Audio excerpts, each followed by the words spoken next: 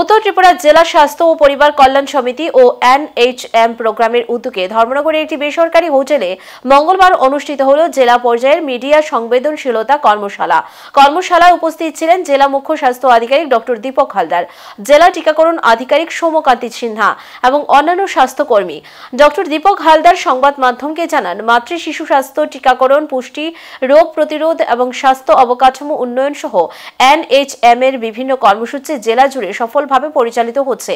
সাংবাদিকদের সহযোগিতায় এই পরিষেবা সম্পর্কে সাধারণ মানুষকে সঠিক ও কার্যকর তথ্য পৌঁছে দেওয়া সম্ভব, যা স্বাস্থ্য সচেতনতা বৃদ্ধিতে গুরুত্বপূর্ণ। কর্মশালায় অংশগ্রহণকারীরা জেলার স্বাস্থ্য ব্যবস্থার মান উন্নয়নে সংবাদ মাধ্যম ও স্বাস্থ্য দপ্তরের যৌথ উদ্যোগে কাজ করার প্রতিশ্রুতি ব্যক্ত করেন।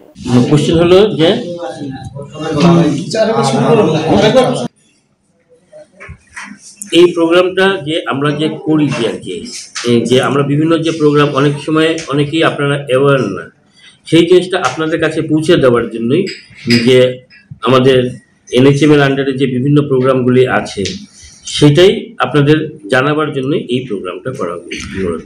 মূলত district level media sensitisation workshop যে প্রোগ্রামটা আর কি, যাতে যেমন অনেক সময় আপনারাও অনেক কিছু প্রোগ্রামের ব্যাপারে জানেন না, যেগুলো আমরা করে থাকি সেগুলা ফলে অন্য মানুষও জানেন না, তো সেটি জানাবার জন্য, কারণ আপনাদের হলো প্রকৃত মাধ্যম যে যাদের মাধ্যমে এই বার্তাটা সমস্ত জায়গায় পৌঁছে যাবে।